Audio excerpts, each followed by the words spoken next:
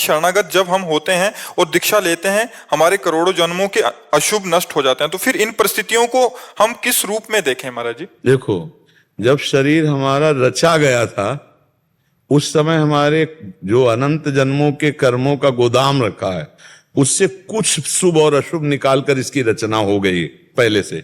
शरणागत तो अब हम हो रहे हैं, रचना तो शरीर की पहले से हो गई थी। अब उस रचना में लिखा 40 वर्ष में एक्सीडेंट होगा, आपकी टांग टूटेगी, तो आप भक्ति करो या ना करो, आपकी टांग टूटेगी। 40 वर्ष की घटना में होगा। अब आप 30 वर्ष से शुरू कर दिए भक्ति, अब सोच रहे हैं कि फिर जब अनंत जन्मों के पाप नष्ट हो जाते हैं तो ये कौन से जन्म का पाप भोग रहे हैं? वो पहले से निश्चित किया हुआ। इसीलिए बड़े बड़े सिद्धों के भी शरीर में रोग देखे जाते हैं, कष्ट देखे जाते हैं। रामकृष्ण परमहंस जी के गले में कैंसर था, बड़े महापुरुषों के शरीरों में। तो चूंकि शरीर रचना के समय वो रच दिया गया है, अब भजन में इतनी ताकत होती है कि वो मिटा दे। पर जैसे पुराने कपड़े से आपको नया कपड़ा मिल जाने पर संबंध नहीं रहता, पुराना कपड़ा फाड़ दिया जाए तो आपको परेशानी नहीं रहेगी, ऐसे ही जो उत्तम भजनानंदी संत हैं वो अपने शरीर को पुराने कपड़े की तरह त्याग देते, तभी तो भजन की ऊंचाई में पहुंचे। तो शरीर के रोग को वो नष्ट कर सकते हैं पर वो नष्ट नहीं करते, वो उसे भोग लेते हैं और भजन प्रताप से भगवान को प्राप्त कर लेते हैं। तो ये जो अभी आप लोगों ने भक्ति शुरू की है ये आपकी अभी नई फसल है, लेकिन पुरानी फसल से जो हमारे शरीर में रचना रच दी गई। अब जैसे हम बाबा जी बने 13 वर्ष की अवस्था से, और हमारी किडनी में गर्भ से ही रोग था, पॉलिसिस्ट किडनी डिजीज जिसे कहते हैं, पॉलिसिस्ट किडनी, ये तो वंशानुगत रोग है। अब हमें क्या पता, 35 साल बाबा जी के बनने के बाद हमको वृंदावन में जब दर्द हुआ, जांच करे तो बोले पॉलिसिस्ट किडनी, अब भोगना पड़ रहा है। बाबा जी तो हम बचपन से हैं, लेकिन बाबा जी इस जन्म में हम बने, किसी जन्म का पाप कर्म का विधान गर्भ से ही रच दिया गया था कि मां को ये रोग था और उसी गर्भ से हमको हुआ, और भी संतानों को भी है, और भी औरों को भी है जो हमारे मां के गर्भ में रहे, उनके औरों के भी है। तो अब ये भोग हमारे पूर्व जन्म का है। अब हम कहते हैं हम तो भक्ति बचपन से कर रहे हैं, किडनी क्यों फेल कर दी गई?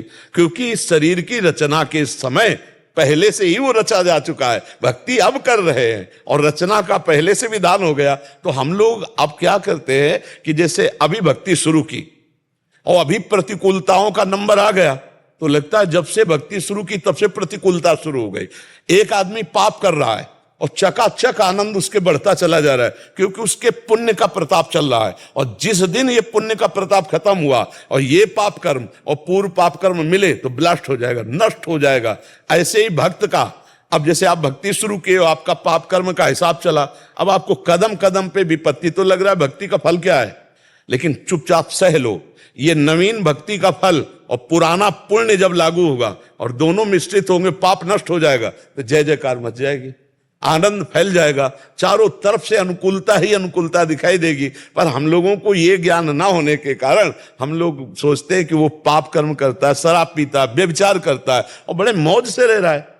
अब आप पूछो कि आपको भजन का फल क्या मिला, तो ये भजन का फल मिला कि हर विपरीत स्थिति में भी हम मुस्कुरा रहे हैं और हम हर समय प्रसन्न रहते हैं। भगवान की शरण में ना मृत्यु का भय है, ना किसी बात की चिंता है, ना कोई, तो एकदम एक आनंद है। हमारा दिमाग स्वस्थ है, शरीर अस्वस्थ है। आप लोगों का शरीर अस्वस्थ हो या ना हो, लेकिन दिमाग अस्वस्थ रहता है, इसलिए आप परेशान रहते हैं। शरीर भले माना कि स्वस्थ है, लेकिन आप चिंता, सुख, भय, इसलिए तो अध्यात्म में हमें क्या मिला? हमें प्रसन्नता मिली। तो ये कोई न सोचे कि भक्ति निष्फल जाती है। तो हम ये इसलिए अपनी बात इसलिए सुना देते हैं कि तुम्हें ये विश्वास हो जाए कि भगवान के मार्ग में दुख जो पूर्व से आया है उससे बचने की सामर्थ्य मिलती है। ये भक्ति में नहीं कि हम भक्ति शुरू की तो हमारे अनंत जन्मों के जब पाप नष्ट हो गए, तो किस पाप का? जिस पाप से निकालकर हमारे शरीर की रचना हुई है वो तो पहले हो गई ना। शरणागति तो हम अब हो रहे हैं, तो अब हमको सामर्थ्य मिलेगी सहने की, भोगने की, लेकिन भोगना पड़ेगा। अवश्य में वो भोक्तव्यम कृतम कर्म शुभाशुभम। इसलिए प्रसन्न होकर के चलो, ये संघर्ष में जीवन जियो। ऐसा क्यों डरते हो कि मतलब विपत्ति और दुख? अरे नहीं, चीर कर आगे निकलो विपत्तियों से। हम भगवान के अंश हैं, हम किसी भी स्थिति में हारने वाले नहीं। हर मार को सह कर राधा राधा कदम आगे बढ़ाते चले जाओ तो मंजिल हासिल हो। एक बार उस चढ़ाई पर चढ़ गए खत्म खेल। अब किसी की ताकत नहीं कि किसी भी तरह से गिरा सके, क्योंकि वो ऊंचाई ऐसी होती जैसे भुना हुआ चना, चाहे जितना खाद पानी लगाओ अंकुर नहीं आएगा। ऐसे ही जब चित्त भगवदानंद में, तो फिर संसार के भोगों का आकर्षण थोड़ी हो सकता है। इसलिए बहुत आनंद का विषय, विश्वास मानकर चलो, आगे माला माल हो जाओगे। पर हमारे वचन में इतनी सामर्थ्य नहीं कि मैं उस आनंद को बोल सकूं जो मेरे प्रभु दिए हैं। हाँ, वो मतलब आप ये समझो, हर समय मेरा मन नाचता रहता है। प्रिया प्रीतम के चरणारविंद का आश्रय मिल गया ना, अब न मरने का भय है न कोई गम है, क्योंकि हमें पता है हमारा शरीर छूटते ही हम अपने प्रभु के पास जाएंगे। हमें कोई संशय नहीं है, तो हमारा मन नाचता रहता है, आनंदित रहता है। तो ये भक्ति का बल है। भक्ति का बल ये है, भक्ति का ये बल वर्तमान के भोगों को मिटा देने का नहीं। अगर मिटाने में लगते हो तो भगवत प्राप्ति नहीं होगी। पैसा है, अगर इधर खर्चा कर दिया तो फिर आगे की यात्रा रुक जाएगी। इसीलिए बड़े बड़े संत भोग लेते हैं, मिटाते नहीं, क्योंकि ये तो नष्ट ही होगा, आज नहीं तो कल नष्ट हो जाएगा। भाई जिनकी किडनी नहीं खराब, क्या वो नहीं मरते क्या? जवान आदमी, कुछ मिनट में घटना घटती है, हार्ट, दिल फेल हो जाता है, एक्सीडेंट हो जाता है, कोई घटना, तो ये तो मृत्यु लोक है, शरीर तो जाएगा ही। तो ज्ञान का मतलब है शरीर के राग से हटकर भगवान में चित्त जोड़ देना, ना कि शरीर के सुधार में बने रहना। इसलिए भक्ति को धोखा मत समझो, भक्ति को दुख देने वाली मत समझो। भक्ति तो आनंद प्रदान करने वाली, भगवान को अधीन करा लेने वाली। भगवान कहते हैं अहम भक्त पराधीनो अशुतंत्र युद्ध, भगवान भक्त के अधीन हो गए। देखो, जहां अर्जुन के पादुका हैं वहां भगवान बैठे, सारथी बने रथी की। जहां आप सोचो, जिनके चरणों की रखने की चौकी को ब्रह्मा शंकर आदि नमस्कार करते, वो भगवान श्री कृष्ण कहां अपने भक्त के लिए कितना झुक सकते हैं। भगवान अहम भक्त पराधीन हूं, मैं भक्त के अधीन हो जाता हूं। तो भला ऐसी भक्ति प्राप्त करके हम दुखी हो सकते हैं? नहीं, कितना भी दुख दे रहो, जितना कष्ट दोगे चुपचाप सहेंगे, किसी से ये नहीं कहेंगे कि भगवान हमको कष्ट दिए हैं। अब आप जैसा चाहो वैसा करो, आप चाहे सुखी रखो या दुखी रखो, हम आपको देखकर आनंदित रहेंगे। जो प्रेम का मार्ग है, अब व्यापार स्वार्थ वो बात अलग है कि हम आपसे प्यार करते हैं आप हमें सुखी करो। नहीं नहीं नहीं, हम आपसे प्यार करते हैं। अगर आप दुख भी देते हो तो मेरे लिए वो प्रसाद रूप होगा।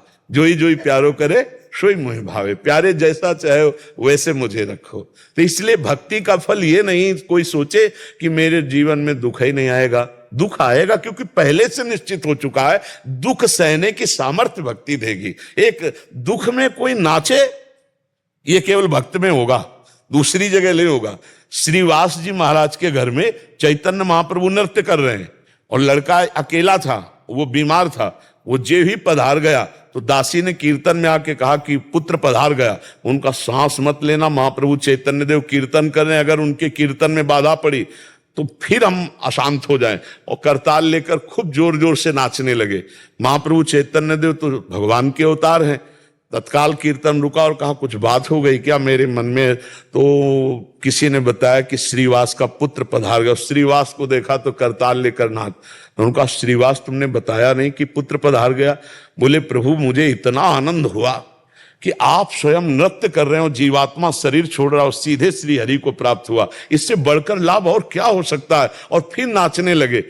अकेला पुत्र मरे और वो करताल लेकर नाचे, ये भक्ति देती है। ये भक्ति देती, दूसरे में सामर्थ्य नहीं। भक्ति का यही फल है। कल एक भगत आए थे, बहुत दिनों से जुड़े हुए हैं, वकील हैं, उनका एक ही पुत्र था और अभी पधार गया। तो वो आके यही कह रहे थे कि आपको कैसे बताऊं, सत्संग ने मुझे कैसे बचाया, नाम जप ने मुझे कैसे बचाया। नहीं, ये दुख मैं नहीं झेल पा सकता था। मान लो बड़े वकील हैं और इसके बाद जितना अर्थ कमाया वो सब पुत्र के लिए, पुत्र चला गया, अब जीवन में क्या रह गया?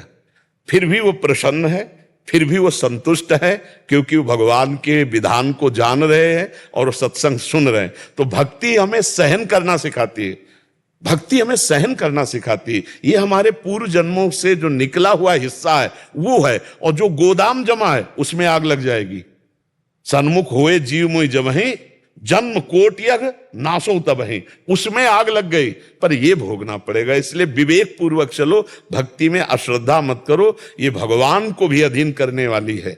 और तो बात जाने दो, सुमिर पवन सुत पावन नामू अपने